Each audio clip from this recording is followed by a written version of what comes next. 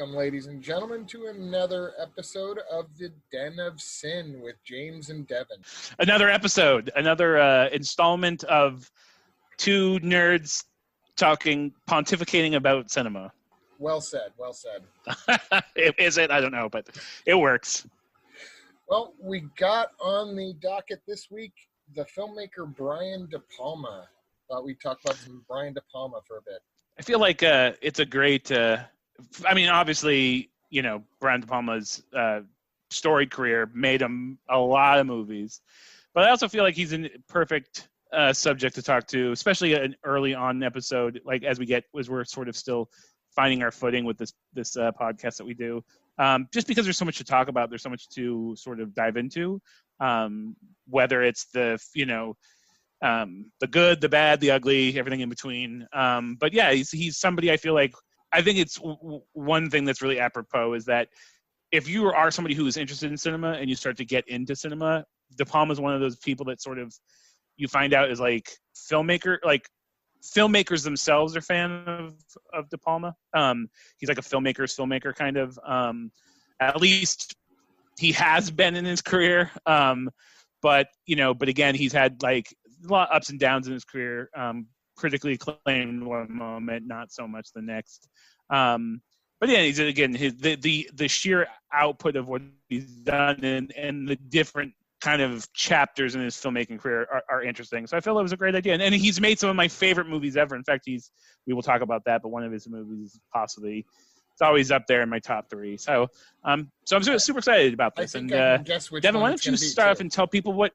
I bet you can. Why don't you tell the listeners what you decided to do this episode? Well, one theme that seems to pop up in De Palma's films over and over again is some form of masochism, and I guess that must have inspired me here. For anyone who's not in the moment, we are still pinned down at home for the coronavirus quarantine. And I am not going to my day job right now, and so I took it upon myself to watch every single Brian De Palma movie. As you said, the good, the bad, the ugly, and the in-between, all of which De Palma has films falling under the category of. So absolutely. I finished just last night, so this is the prime time to be talking about De Palma. His films will never be more fresh in my mind than they are right now. I feel like I should make myself a T-shirt that says "I survived." Exactly. I watched every single Brian De Palma shirt or movie, and all I got with this dumb T-shirt. Exactly. So one thing with his films is that obviously he has some very much beloved films that are both critically successful, were financially successful, and sort of are held up as sort of his.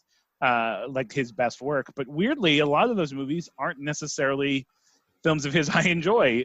Case in point, his most the movie that his name is most strongly attached to usually, at least one of the 3 is Scarface, and I think it's like a lot of film lovers love that movie, rappers love that movie, but it's never been a movie of his I particularly gravitated towards. The performances in it are very memorable. Al Pacino playing a kind of a cartoon stereotype of is he Cuban or Colombian? No, Cuban. He's Cuban. Cuban. Yeah, it's Cuban. But yeah, like it's a very memorable film. I know why people love it, but it's not one of his. I've seen it a few times, and it's not. And I'm not saying it's a bad movie, but it's not even in my top 10 of my favorite of his films. But it's just weird that it's the one that most people gravitate to. At least, like I said, in those top 3. It's gained that following. It actually wasn't particularly liked when it first came out.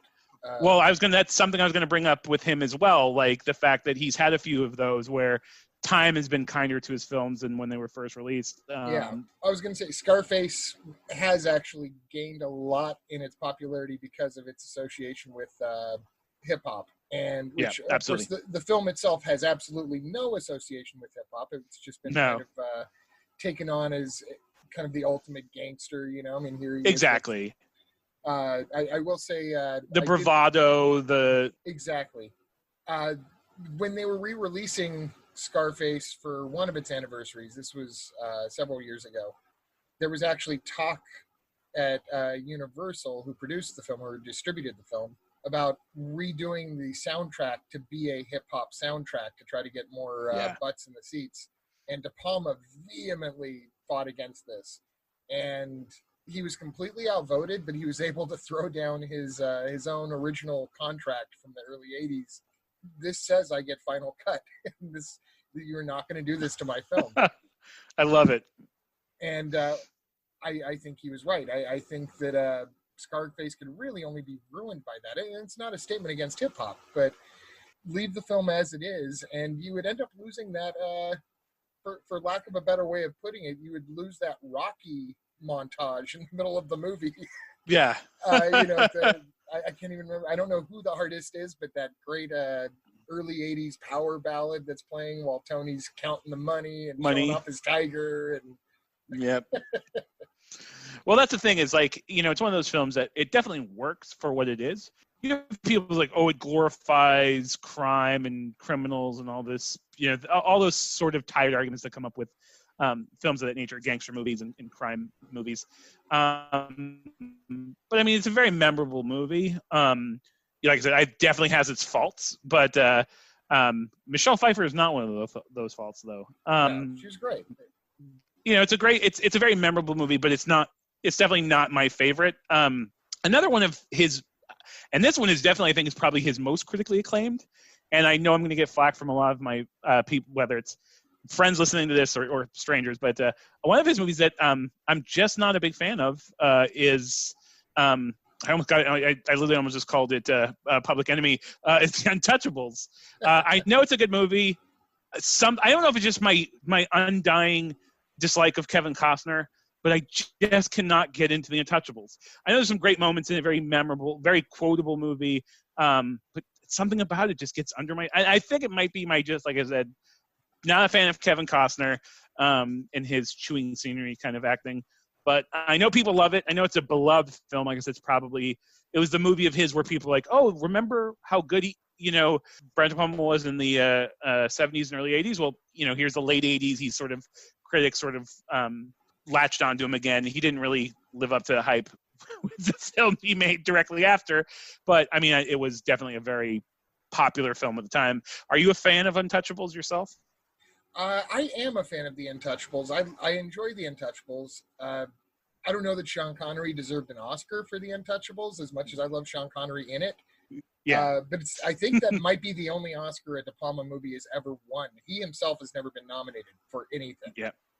But as for The Untouchables in particular, I think what he did with it, I don't know if it was intentional or not, but it seemed as if he wanted the gritty violence of a Godfather movie mixed with kind of the aw shucks idealism of a Superman movie.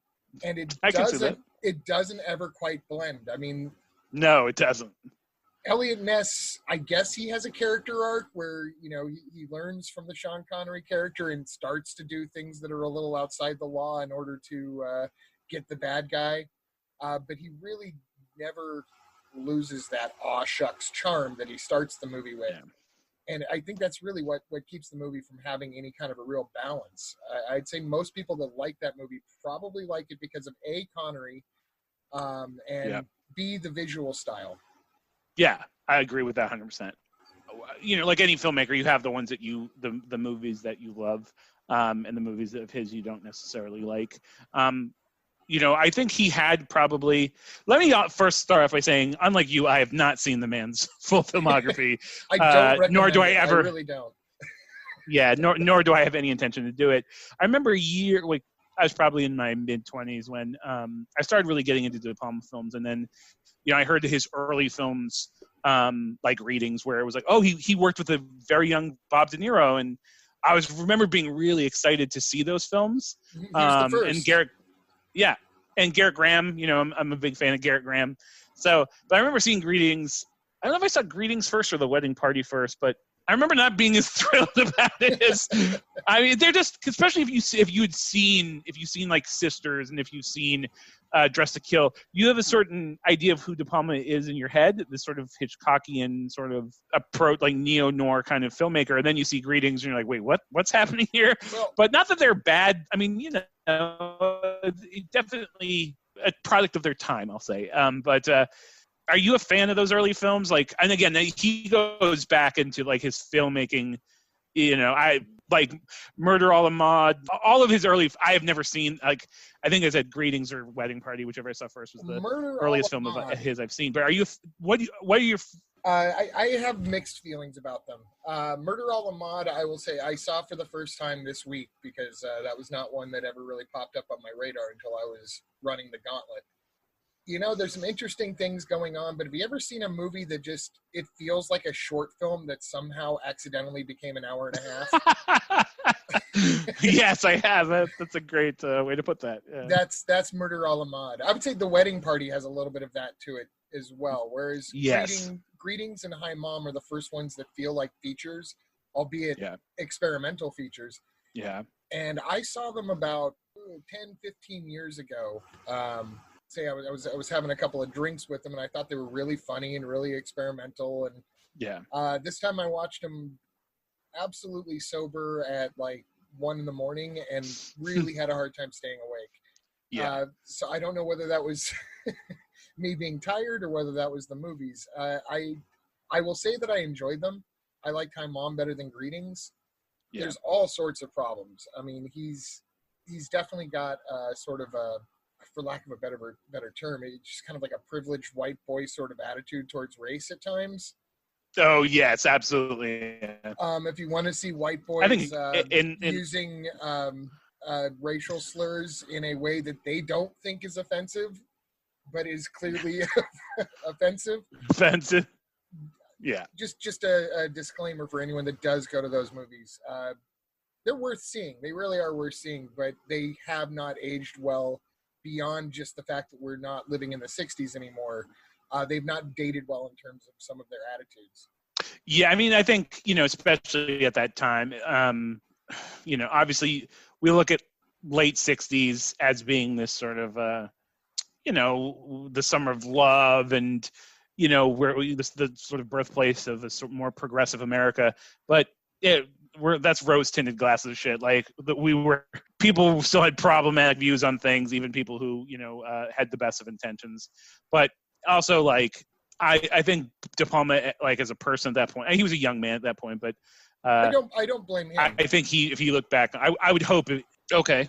Let me ask you this. So obviously, I think the height of his career, I think he was sort of known kind of, I mean, like I said, his career goes, like, he'll do a film,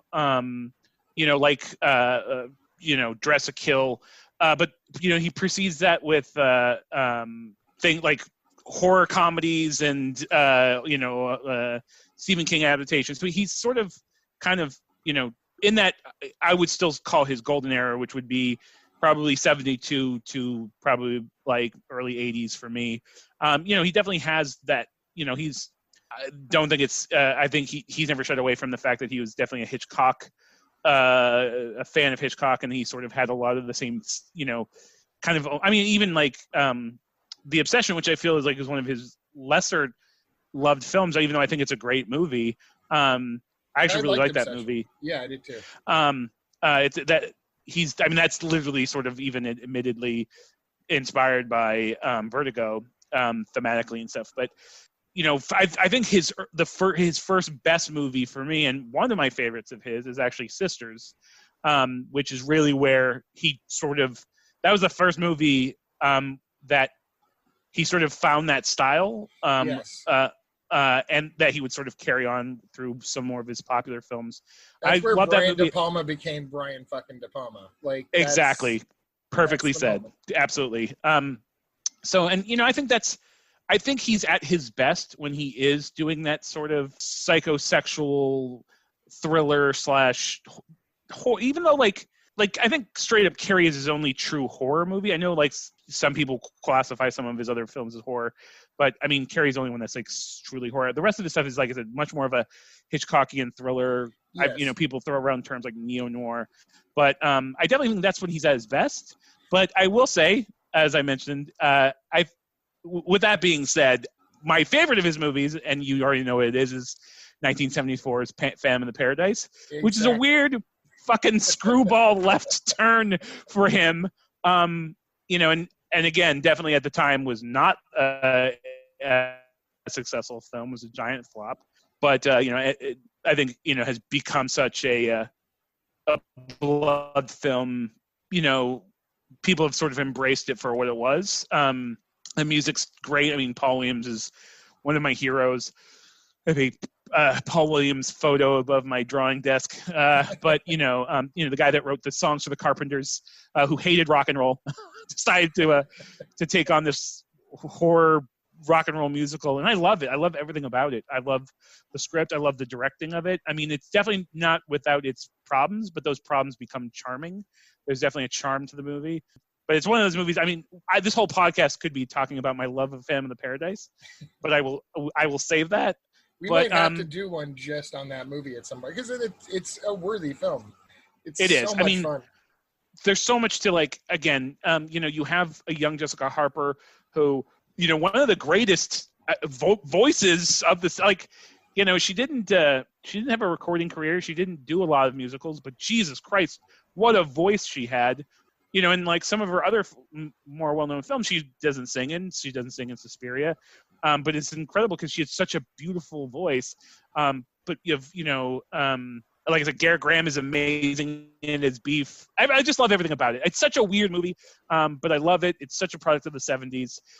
You know, I brought up Obsession a few minutes ago. Again, I love that movie. I think it doesn't get enough love, but for some reason, whenever I think of DePalma, I sort of equate him with Paul Schrader in my head for some reason. Like maybe it's a time frame, maybe because they've both worked with De Niro. Maybe I don't know where that lies in my head, but he worked with Schrader, which was an interesting, because a lot of times De Palma had a hand in writing his films too. But you know, was on Obsession, and apparently they did not get along on that because I guess De Palma made changes to the script. I can imagine that. But you know, in fact, we should do a whole. Paul Schrader is not only is his film, you know, he's responsible for some incredible movies, for writing some incredible movies, even, you know, even directed an incredible movie. But I have a weird obsession with Paul Schrader because he's such a weird motherfucker. He's got so many weird hang-ups, and like definitely the original script for Obsession. Paul Schrader has a weird. I think he has a very troubled opinion of sex and human relations. Definitely, especially at the time, seemed like a very angry young white boy. But yeah, he's very a little out there. Definitely, I remember reading an article a few years ago about his relationship with his wife, and it was like one of the weirdest things I'd ever read. But do you have, like, of his early films? Oh, I mean, you can talk about any. But do you have any particular favorites of his that really sort of stick out to you as like quintessential Brian De Palma, like movies that you can rewatch of his over and over again? Well, his early career. I'm speaking about the stuff beyond Greetings and Hi Mom. Yeah, exactly. But that period, like you said, from about 72 till about, let's say about 83 after Scarface, almost everything he was just knocking it out of the park. Home Movies was a little weird. But, yes. I was going to bring that up. Yeah, I had never seen it. I finally saw it this week. And I've never seen it, but I've seen trailers. And it's available on YouTube. I suggest that if you were a De Palma completist, you must see it. If you are not a De Palma completist, you're probably okay leaving it alone. It's more like Hi Mom and Greetings in terms of it's very experimental, really abstract humor. And another one from that period, that early period, Get to Know Your Rabbit, which was a film that he was fired from, but he was fired in the editing room. So he actually did direct the whole movie. He doesn't share the credit. He doesn't. There's no Alan Smithy or anything. He was fired from the movie in the editing room, and it stars Tommy Smothers and It's very John weird. Astin, Uh-huh. and Orson Welles, who's one of his heroes. And I guess him and Welles clashed a bit on the set as well, because Wells wasn't remembering his lines and saw no reason to not use cue cards, because Wells at that point was just phoning in his performances. And De Palma wanted Wells at his best, but this wasn't the type of movie where Wells was ever going to be at his best. For anyone that ever gets a chance to see this, it's a movie about a guy who quits his job to follow his dream of being a tap dancing magician. And if you can't handle that log line, then you're not going to be able to handle the rest of the movie. 'Cause it's about as abstract and as weird all the way through. And I really enjoyed it. Of his absurd comedies, that's actually my favorite. I feel almost like I'm betraying De Palma by saying that because he was fired from it. But I do think that was... it's not even the one that makes the most sense. It's just the better one. Well, the thing is, it's definitely... I think at that time, especially like that early 70s, especially because, again, at that point, he hadn't made a more commercial film like Sisters or like a sort of more thriller. Sisters was right. Sisters was right before same year. Get to Know Your Rabbit. Yeah. And Sisters is brilliant. It's like everything else he's done. There are things that you can nitpick about it. Oh, absolutely. But it's very well done for such an early effort, and it's completely unique. You won't find anything else like Sisters. Even in the De Palma filmography, you won't find anything else like Sisters. Yeah. So the one thing that movie I will give to is there's so much. And the thing is, he's worked with great cinematographers. He definitely has a very...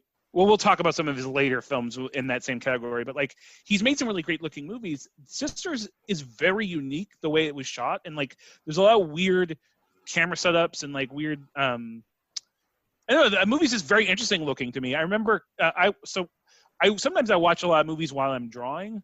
I'll put a movie on and draw just to sort of help me sort of not be so intense, because a lot of times I get.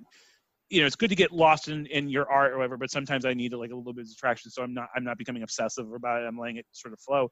So a lot of times I'll just put a movie, and I remember, putting it on and being constantly looking up and just sort of getting lost in the shot that I'm seeing, even if I'd seen the movie before. But again, I agree with you. It's definitely a very weird movie, but definitely great performances all around. Rest in peace, Margot Kidder. It's probably a good moment to mention William Finley. Yes, thank you. Yes. Because he never gets mentioned when people are talking about De Palma.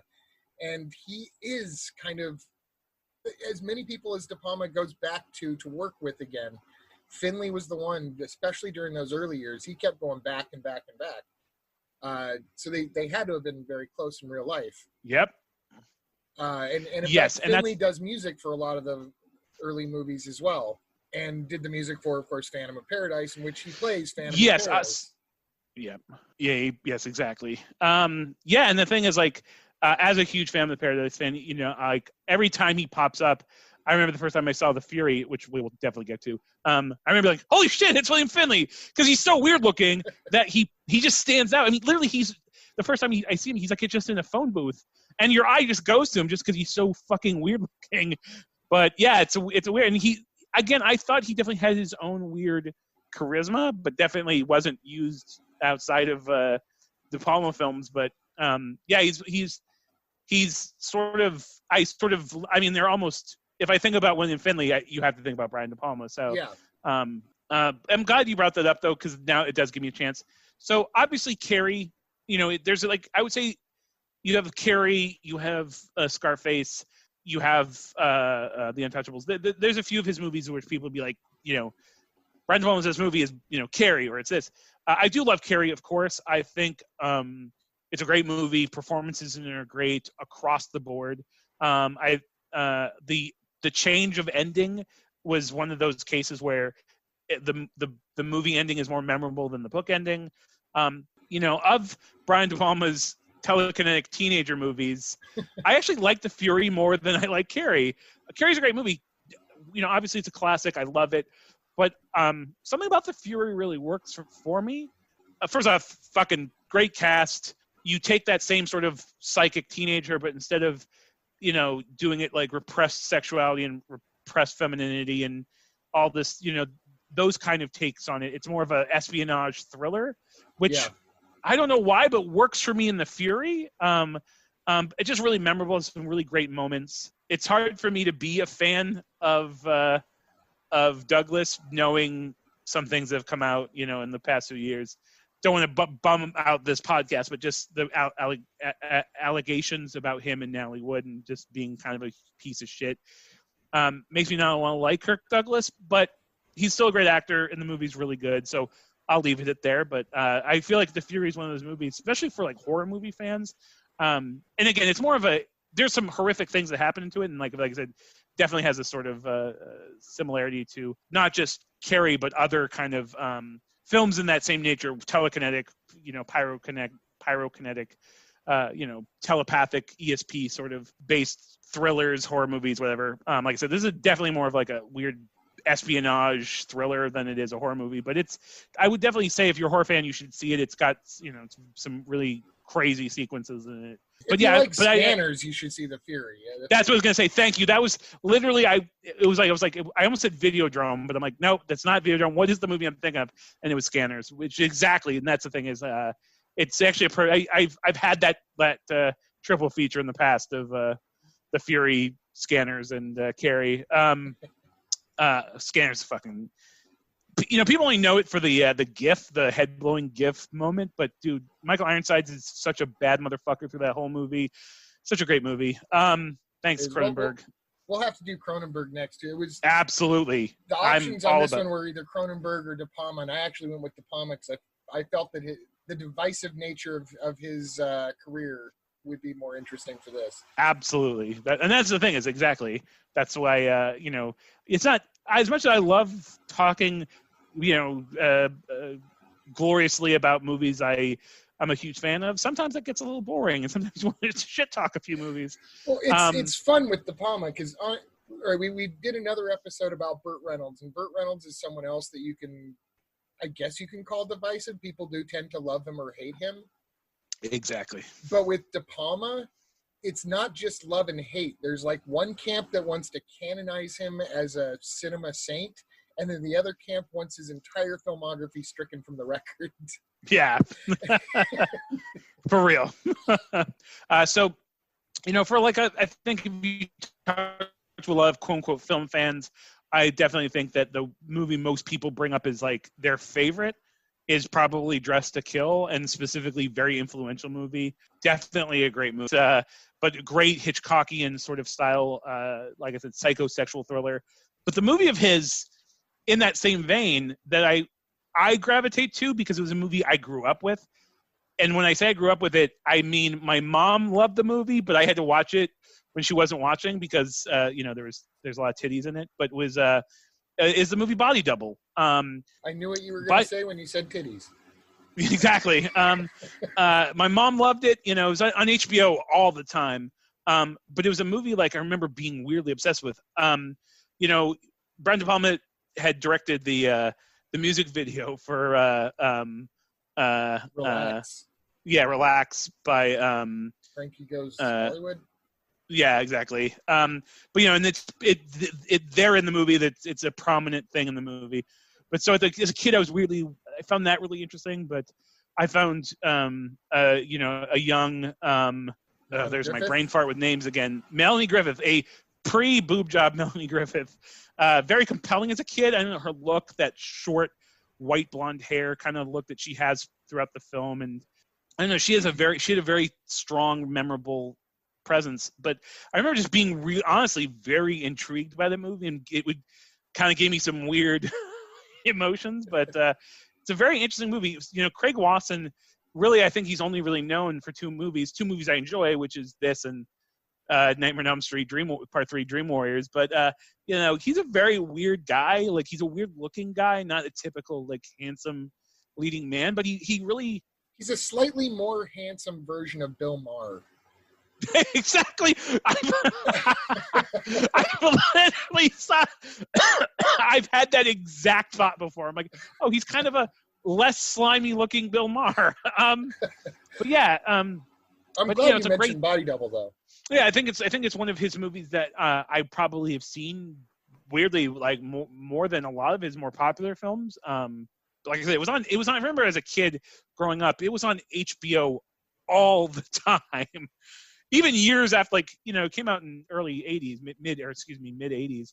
But I remember probably being like 91 and HBO was still playing. And it's like, yeah, so weird. It was on a lot. And it's worthy of re-examination if people, it left people real hot and cold even when it came out. Yeah. And it was probably the film that drew the most ire for being misogynistic. Yes. Which is partially the era, because that was when everyone was really railing against the slasher movies.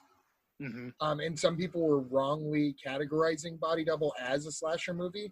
Some really prominent critics, like I want to say Gene Siskel, was calling this a slasher movie. And I'm like, Gene Siskel, of all people, should know that this is not a slasher movie. Yes, correct. But there's also some pretty fair criticism slung at this just because of that drill scene. Yes. Which, spoiler alert, a woman gets drilled in this movie. That's the murder. And the drill, this is not just your regular like Black & Decker that you store in the closet. This is like a construction site, high grade, gigantic drill. And it was called up many times when this film was being criticized in the 80s. This drill scene was offensive to people, and Brian DePalma kept on saying, well, it had to be a long drill bit because it had to screw her into the floor and then screw through the ceiling below so that our lead character could know he was too late to save her. Which, fine, that's a valid argument. What Brian DePalma doesn't mention in those interviews is that the shot just before he kills her is a shot of the drill bit coming down between the killer's legs. Right. So he cannot claim that he did not know that that's what it was going to come off as. I'm glad you brought this up, though, because De Palma cheats. That's the thing. Like that, if you were a De Palma fan, which I am, you have to recognize the fact that he cheats like no other artist. And the whole buried alive thing in this, where he suddenly goes off onto like this weird tangent as he's being buried alive, and suddenly he's on the set of a movie being buried alive, and psychs himself into surviving being buried alive by pretending he's acting that he's being buried alive. It's so convoluted, and the dream sequence elements of this movie. Yes. The fact that you can't figure this movie out from the beginning, first of all, I think most people can, but there's no real mystery to it. And that's what's interesting to me about De Palma is, in Dress to Kill is just as bad, if not worse. He cheats really bad in Dress to Kill. And I love Dress to Kill. But spoilers again, Dress to Kill is has a murderer that kills Angie Dickinson and that is stalking Nancy Allen. And the mystery is who is the killer, but you see the killer's face, so you know that the mystery can't be solved by deciding it might be one of the people that's central to the story, because we know what the killer looks like. And then the killer is leaving voicemails, answering machine messages for Michael Caine's character, in which the killer is describing what he has done, and also kind of being kind of a bad example. It was not a kind thing to do to transgender people to make the killer transgender in this movie. That element of it is not aged very well at all. No. But after we've seen the killer face to face, we've heard the killer's voice, and in the end you find out that it's Michael Caine, who you've been with all along. And he cheated. He used another actor to play the killer for the killing scenes. He used another actor beyond that to be the voice on the answering machine, to throw us off never finding out that it's Michael Caine until the end. That is such a cheat that you've got to give it respect for the fact that he was so blatant about it. He just cheated you out of the mystery completely. Yeah, I always found that a little frustrating, but as a character, being a Palma fan, though. It's funny though that you brought up the whole drill bit thing, because one thing that I've always found interesting is that I think just 2 years later, Slumber Party Massacre came out with a killer with a giant, much even larger, oversized drill, power drill to kill, directed by a woman, a feminist woman, who had no problems. But yes, it is a representation of the penis. Like that is what we're doing here, and like unashamedly said, look, like, and and I find that pretty interesting. One thing that De Palma is, he's one of those directors where I feel like he's less interested in, maybe not so much creating like the perfect script, or he's not so interested in being a meticulous filmmaker. And he's more about mood. He's more about telling a compelling story, moving stories along. He's fumbled with that quite a few times in his career. But I do think that period where, like, Dress to Kill, Blowout, which I think is, I think I watched it for the first time with you, actually. I was having that memory too when I was watching it the other day. I think the first time I ever saw that was with you. It's great. That's also a great movie. Again, definitely falls into that era, De Palma, where it's sort of Hitchcockian misdirections and stuff like that. But I think that's still, like, even like you said, definitely they're not perfect movies. There's definitely flawed. But I think that's when he's at his best, when he is sort of not being, like I said, he's not trying to make Oscar award-winning movies. He's trying to make, like, compelling, entertaining films that audiences will enjoy. I think even though I enjoy it, I think of something like Carlito's Way, which I know is a fan favorite. People love Carlito's Way. I enjoy it. I think the performances are great, but I feel like Carlito's Way is like half-ass De Palma. Like, it's De Palma trying to make his, like, Scorsese movie, or his, I like it. Carlito's Way is like one of those movies that, like, wants to be critically acclaimed or wants to be beloved. That's the sense I get when watching it. Like, he wants it to be Goodfellas. He wants it to be The Godfather. And I'm not just saying that because they're crime movies, because, again, he's also made one of the quintessential crime movies with Scarface. There's so many things. Like, the ending of Carlito's Way, I think, is so heavy-handed. When he's, like, the whole voiceover narration thing. And, again, I enjoy Carlito's Way. I know there's some sequels, actually, that I will never see. But, I like it. I think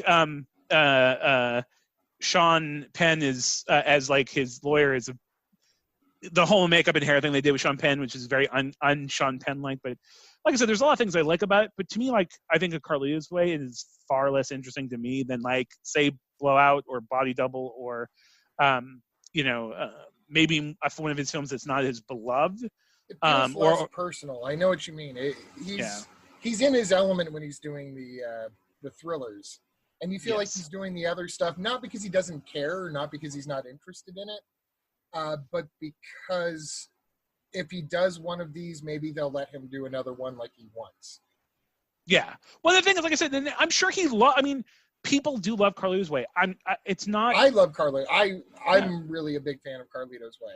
I enjoy it. I think my thing with it is just, it just seems like, I think also too, at the time it was coming out, there was like, it was just that era, but to me, it just seems like, hey, I'm really trying to make a Scorsese style.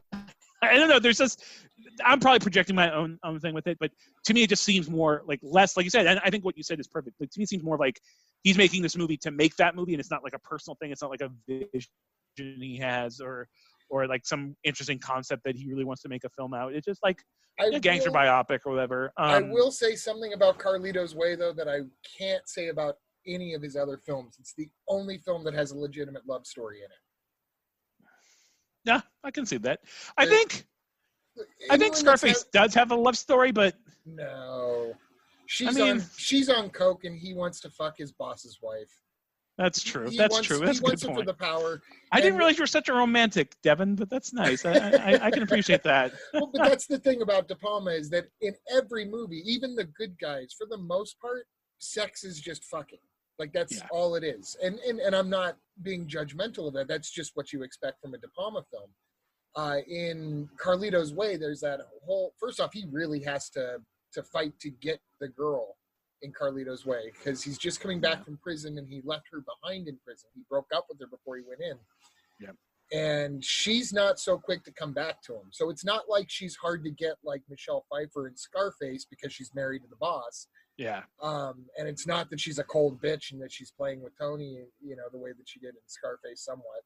these are two people that genuinely care for one another. She doesn't want him back because he broke her heart, because she's afraid that she's going to see him die.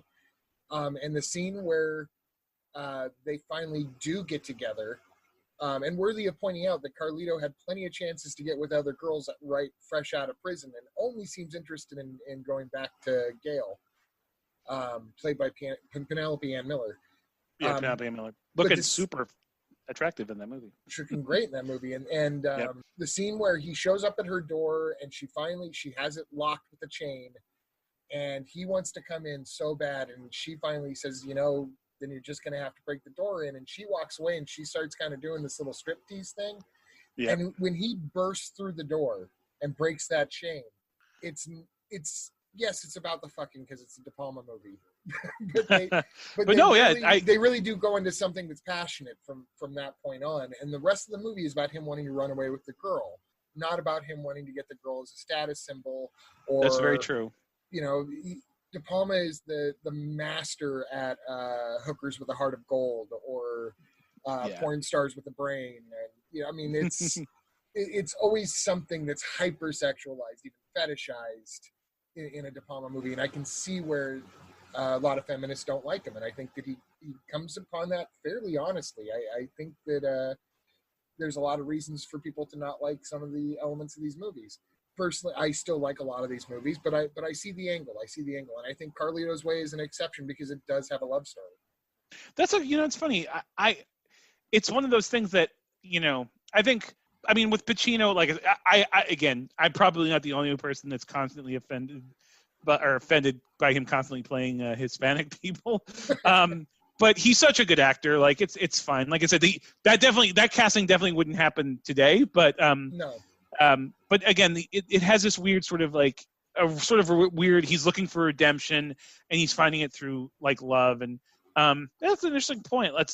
It's funny because usually with then there's probably a lot of these filmmakers where I sort of take the film more at face value than I might other kinds of films, because I have like this impression of the director in my head, but love stories are not like, and I'm a sucker for great love. I mean, but yeah, knowing like what you said, he definitely has a reputation, or definitely at one point had a reputation for being sort of a misogynist, or not very, like, he wasn't giving strong roles to women. Women were usually sex objects or, victims or whatever. But, I did want to talk about, because, we'll talk about some of his later films, but he had that weird period, and we don't ever need to talk about Wise Guys, by the way. We'll just fucking, unless you want to, but I'm good. But I remember when Casualties of War came out, and people thought it was going to be like the next thing. First off, a young Michael J. Fox who's really trying to like shed that like image of him being the squeaky clean boy next door that he had been trying for years to shed. I think a lot of people thought Casualties of War was going to be that movie, that sort of like that next great war movie. I enjoy the movie. It's not a great movie, but it's got some interesting things to it. It's not as, they're at that period, that late 80s. There was a ton of great war movies coming out. So I think it was a misstep for him. I don't know if you're a fan of it. Like, it's not, I don't dislike the movie. I do think Sean Penn and Michael J. Fox have this really intense chemistry that really works. I just think as a movie itself, it doesn't really, it tries to be a lot of things, but I don't think it really, hits any of those on the mark. I disagree. I really love Casualties of War. In a funny way, the only thing that Casualties of War is mostly guilty of is not being a De Palma movie. It's got some of the visual flair, but performance-wise, I thought it was fantastic. Yeah, well, that's the thing. Is like I do like the young cast was great in it, and again, there's a lot of there's a lot of intense emotion and a lot of like the characters themselves and the actors who are playing the characters work really well. I just, again, for me, I think the story doesn't really, it's not a very memorable story for me, but it definitely wasn't also very, I think am I wrong in saying that it was kind of a flop critically and commercially? No, commercially it was a flop because I think people were Vietnam'd out. Yeah, exactly. I could see that. It was a victim of its own time in a weird way. And by its own time, I mean, it actually belongs to two different times. De Palma first wanted to make this movie in the early 70s when the article was published, Casualties of War, in 1969, because it's based on a true story. And if you look at Greetings and Hi Mom are very anti-Vietnam movies. So to have done a Vietnam movie in the early 70s would have been keeping on track with what De Palma was doing at the time. Yeah. And he could not get it made to save his life. And it was because of Platoon and because of Full Metal Jacket. Those were the reasons why he was able to finally make it, was because suddenly Vietnam movies were, at the very least, Oscar bait if they weren't necessarily box office bait. But they were also box office bait in cases like Platoon. And so he finally got to make the movie, and what it ended up being is something that should have been made 10 years prior.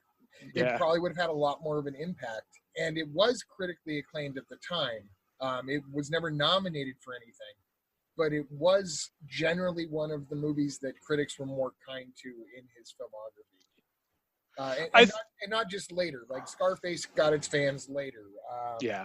So many of the other ones. Phantom of Paradise got its fans later. Pretty much Carrie was the only one that much later, yeah. To be on Carrie, the critics were on board right from the start. But yeah, the Casualties of War I felt was really powerful, made me cry. And then he basically remade it in 2007 with Redacted. Yeah, exactly. And it takes place during the Iraq War now, and sadly, it is also based on a true story that happened in Iraq. Redacted, a lot of people don't like it. I actually think it was a really brave film of his to make. It's really, I never would have seen it if I wasn't running the De Palma gauntlet. I was glad I saw it. It was a little hard to take at times. It's not as good as Casualties of War, but he was experimental again, like he was back in his home movies and Hi Mom days. He was doing a completely different style. It was all mockumentary, but multimedia mockumentary. And telling a story that he felt that he needed to tell at the time because he knew the Casualties of War had been watered down over the years. And he wanted to tell his Iraq story while it was still relevant and while it could still possibly reach somebody and make a difference. And so those two movies are really interesting to me. They're companion pieces, absolutely, and they're not for the faint of heart, and I really don't – it's hard to recommend those movies, but Casualties of War I think is almost a masterpiece. Almost. Not quite there.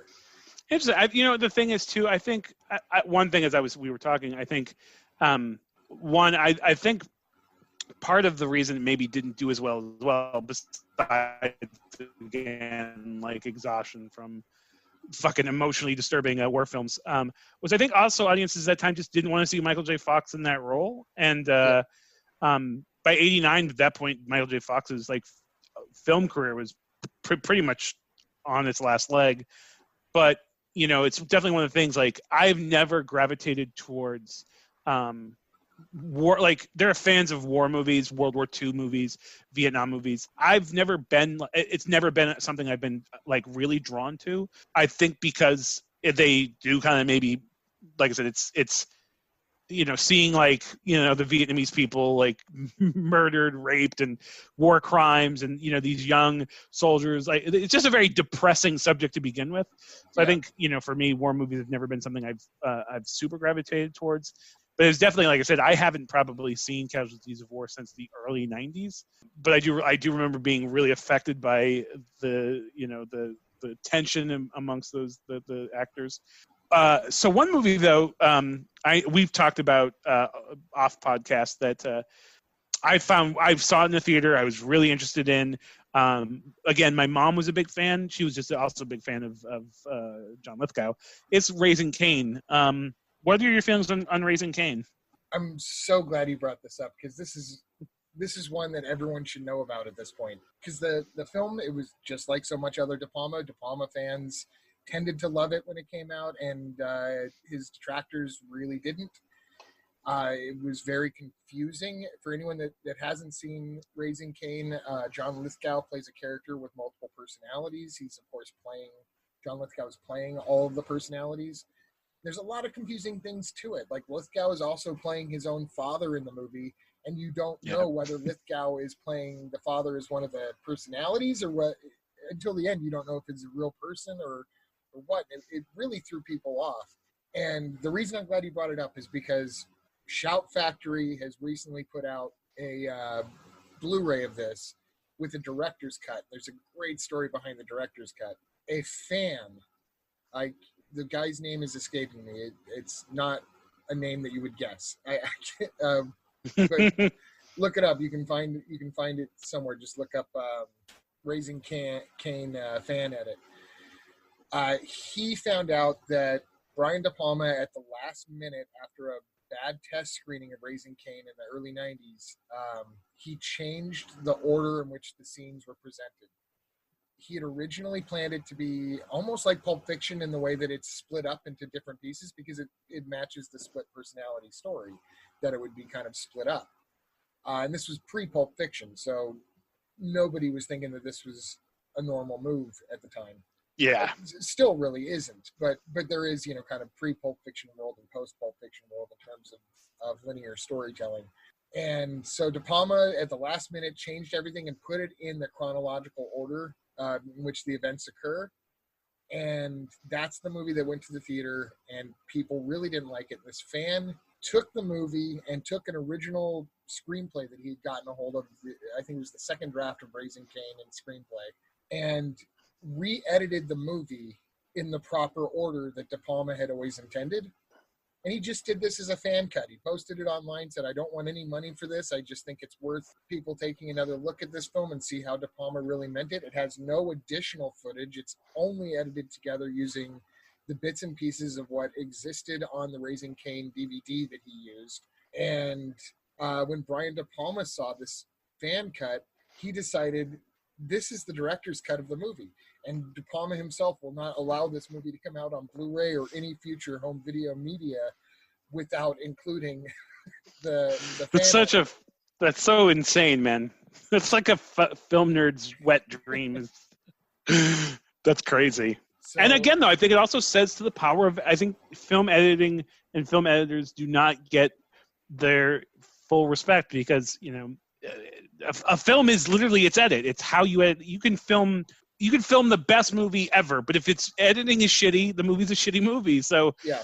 And especially a film like Raising Cain, where it's, like you said, first of the interest of matching the storytelling to the concept of multiple personality thriller is interesting, but also breaking it up so that it's the last thing a filmmaker wants is to have the audience confused or lost throughout the movie.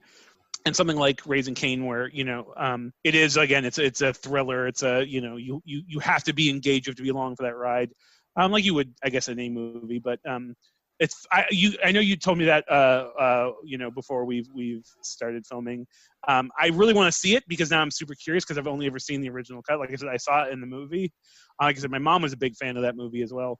My mom had great taste. Weirdly had great taste in movies, but I definitely need to revisit that. And I mean, God bless Shout Factory because, Shout Factory / Scream Factory, those guys are always putting out great stuff. Really, their love of cinema and trying to give something unique to film fans is much appreciated on my end. So I definitely need to hit up Amazon and buy that because I definitely need to see it. Yeah, absolutely. You can find it. It's not on YouTube. If you're broke like me, because it's, there's a lot going on in the world right now, you can find his original edit on Vimeo. It was posted 8 years ago, so it's the original. It's the first time anybody ever posted it. It's still up and available on Vimeo. But if you can, please do support Shout Factory. I think it's important that we support our home video media, and Shout Factory is more deserving than most of the studios at this point. For real. For the great work that they do in remastering and basically reclaiming some of these lost films and cult classics and giving them their first 4K or 2K treatment. Now, if we could just convince them to do somehow get the rights to do Stallone's Cobra as a special edition, I would be, I'd be their biggest fan. So obviously, like, for me personally, post 2000, probably actually post maybe, I think maybe late 90s. Snake Eyes came out in 98. So outside of, there's one movie, but I am saving that I want to talk about. But I think Snake Eyes was like one of his later career films I've seen.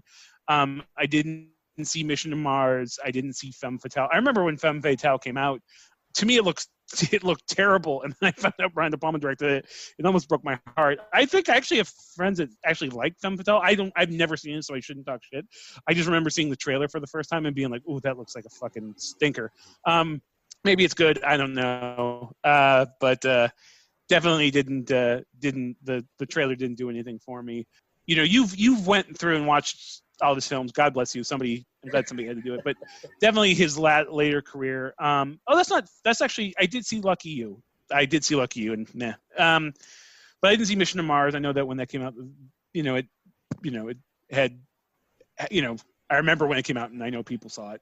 But the movie I really want a quick one, and I'll let you sort of, run with it from here. Cause like I said, you've seen, his filmography, but I remember hearing about Black Dahlia a long time before it came out. Yeah, obviously the Black Dahlia murders, for fans of true crime stuff, is very, it's very important crime in American history. It's a very interesting story. It's a very disturbing story. It's a very morbid wormhole to find yourself in on the internet. But absolutely. If you can stomach it, it's fascinating. Absolutely. And it's still one of the most disturbing crimes in American history, and it took place in the 30s, right? 30s, 40s, something around there. 40s. 40s, yeah.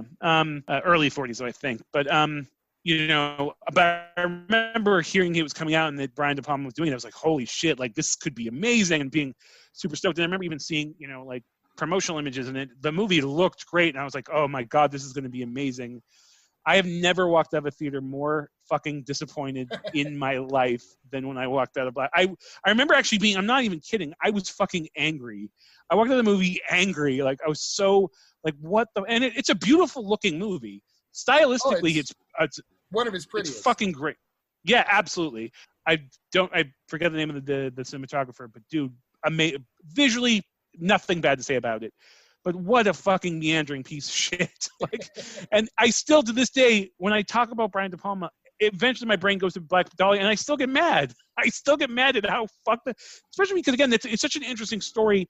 And, I feel like a really good version of that story still needs to come out, but I think it was so tainted, and I think nobody wants to touch it. Or, I mean, by this point, it's been like almost 15 years, so maybe somebody at some point will, but yeah, man. I don't know if you're a fan of that movie, but what a... No, go ahead.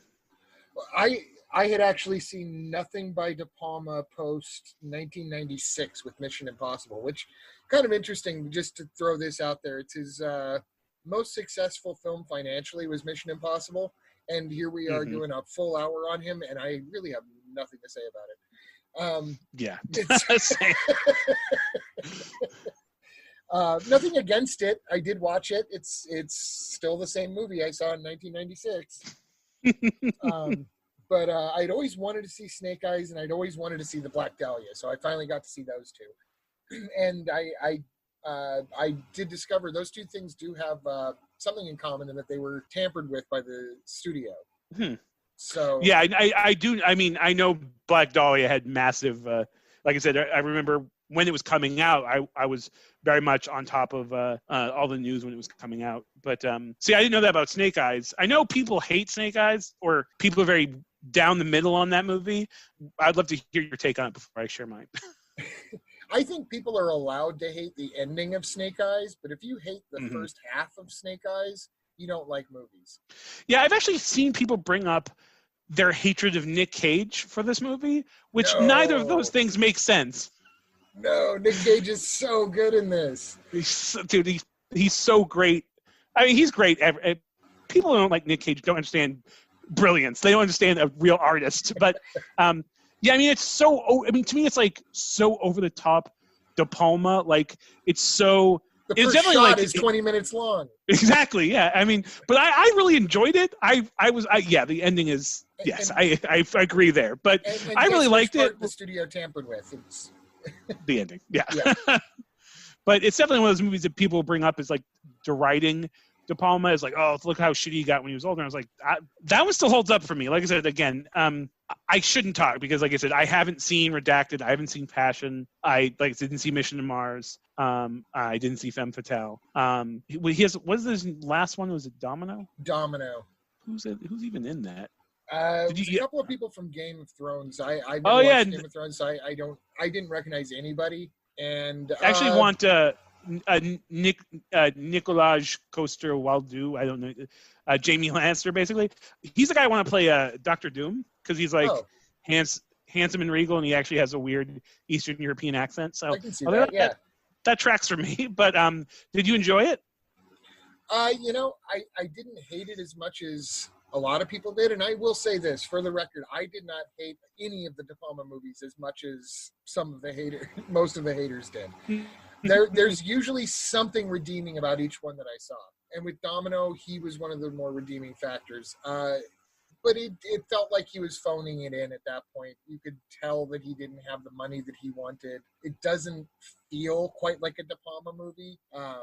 Elements of it does. He's got a big set piece of a terrorist attack at a bullfight, which just on the surface of it, that sounds like Brian DePalma Wet Dream right there, but it never quite gets off the ground.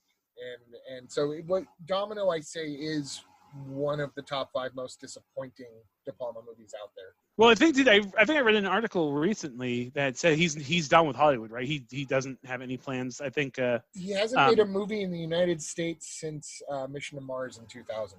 So for 20 years, even Black Dahlia was shot outside the United States, which is crazy. And just by the way, just to kind of put the final spin on that, Black Dahlia, the original cut was about 3 hours long, and it's based on the James Ellroy novel. And Ellroy saw it and thought it was like amazing, one of the closest adaptations of his novels ever, if not the closest adaptation. And then when Ellroy saw the theatrical cut, he refused to speak of it. So yeah, my guess is that there is a good version of Black Dahlia out there somewhere in a vault. It's just not the one we saw. Man, and that's the thing is, like, there's been so many times, even recently, where I'm like, maybe I need to rewatch Black Dahlia. Like I said, as a fan of true crime history, anyways, and fan of crime film, and again, aesthetically, it was, I mean, a great looking movie. But I know if I watch it, I'm just going to end up probably even more frustrated. But I don't know. I think it's aged better than some of his other stuff. I think for me because I am so interested in that story, and like, I don't know, maybe I'll give it a shot. God knows I've given shots to things in the last few years that surprisingly sat better with me on a second viewing. So, but like I said, I would. This is just for you, by the way. That William Finley's last role in a De Palma film is in the Black Dahlia. He sadly passed away, and he is the creep with half a face. Yep, that's right. So he was essentially going back and doing Phantom of the Paradise again for his final role. And again, even as an older man, very, like I said, I think at that point he's fully bald in it, right? Like, yes. Or he's wearing a hat the whole time, but I think he doesn't look like he has hair. Yeah, again, very striking looking guy, so it definitely stands out.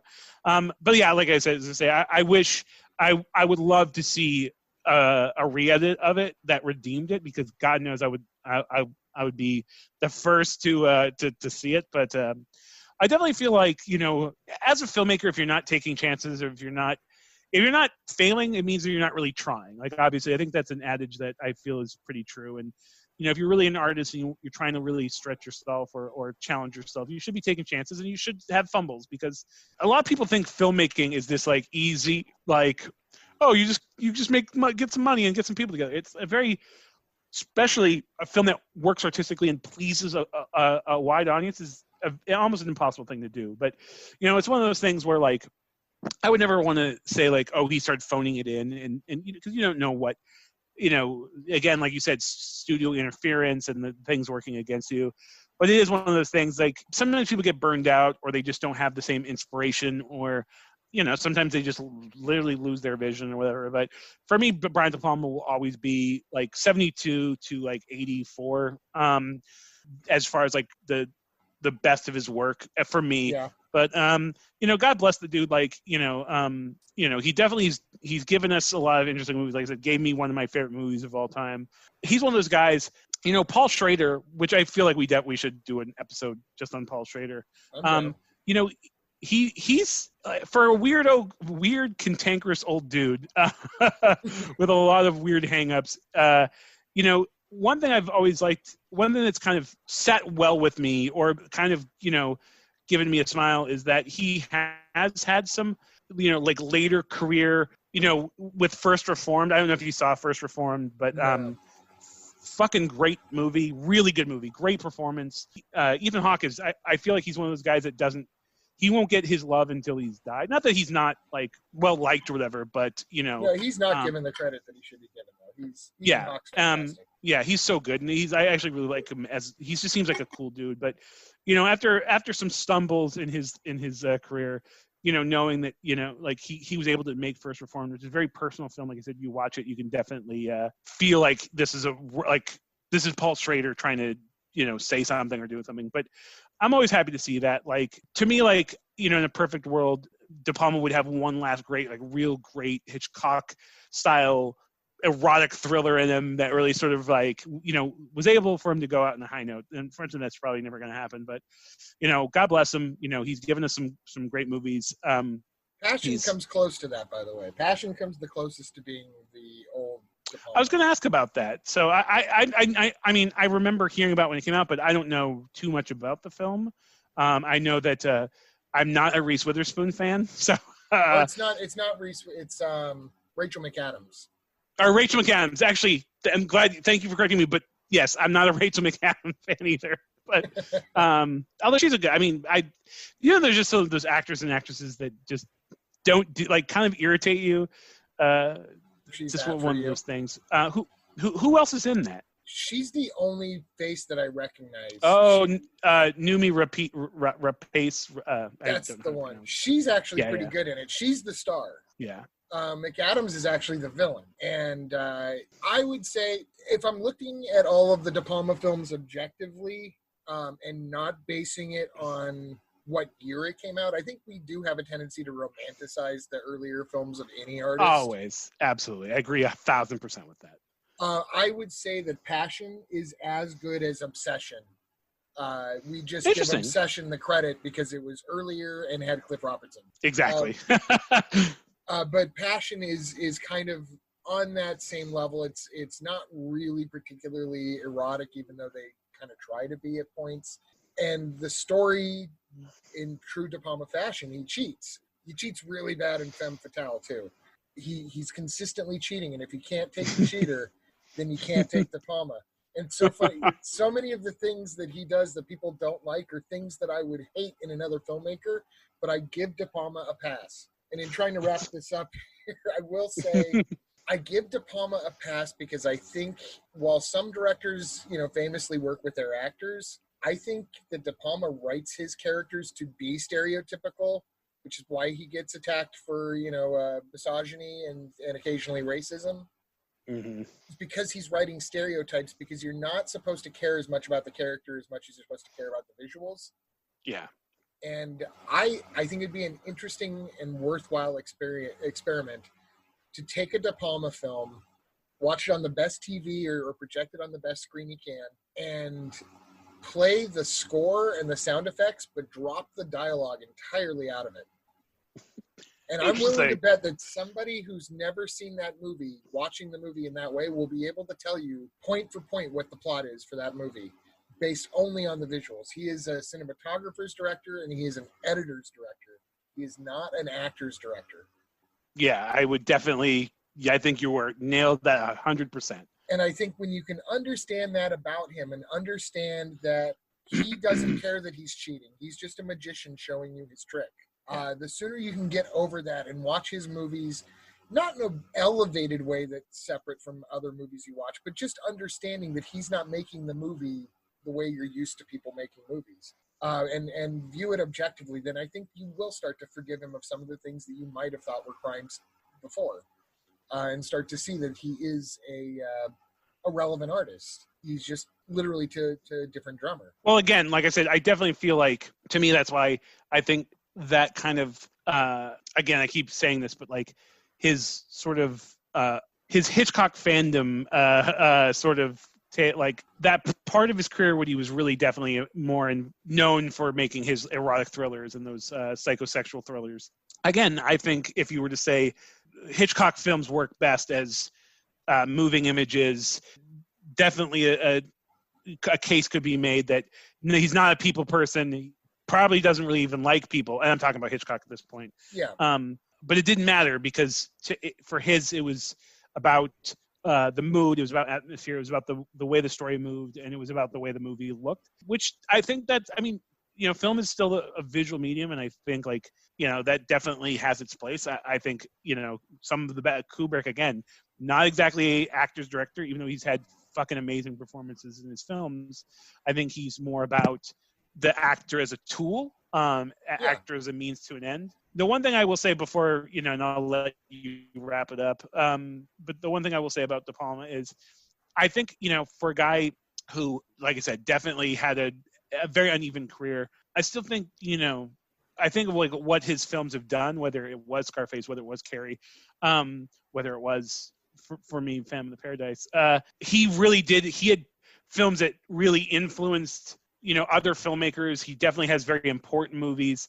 And I think, you know, he's one of those guys that, like I said, the reason we talked about, you know, having him be on, about doing this episode about him, is just because he is his films career is so complex, and what he's done, and, you know, his struggles with certain films, and the fact that he wasn't fully embraced by film critics and the film elite until later on in his career. Like, he's a very interesting guy, and I would definitely consider myself a fan. And you know, the dude gave me Paul Williams' Faust musical, so for that alone, I'll always be a fan. So, did you have any final thoughts on the man and his work?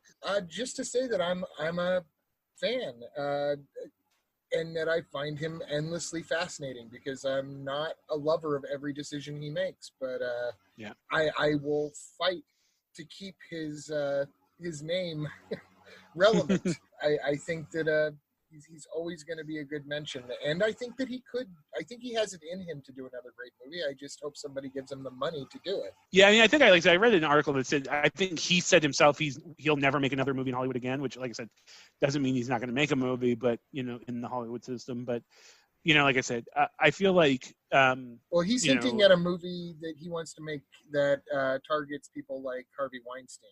Oh, good. Fucking yeah, make that movie. So let's see how that turns out. Yeah, that he's an interesting person to make that. It's weird though too, because you know, he was married to Nancy Allen, right? Yes, they met on Carrie. Yeah, and then he I don't know, he's had a few marriages, but I think he's been single for like the last like decade of his life, if I remember seeing that right. But it's always a weird decision. You think of this like old cantankerous film auteur, you know, not the first guy I would think about or think to make a scathing film about the Me Too movement. But hey, I'm down. Hey, make your movie. Devin, you know, one thing is like, you know, we're 2 episodes in, but, you know, I'm always so fascinated to hear your takes on things, and I value your opinion greatly. And it's every one of these we've done, well, the 2 of these we've done, you know, I learn a lot and I take a lot from it. So, so on that note, I'll let you wrap this episode up and say goodbye to our viewers, if we have our listeners. All right, everybody. Well, we don't know yet what our next show is going to be, but we do know that there is going to be a next show. So just keep checking where you're finding this, and we look forward to bringing it back into the Den of Sin next time. Until then, just keep watching movies and keep yourself safe. Have a good one. Bye.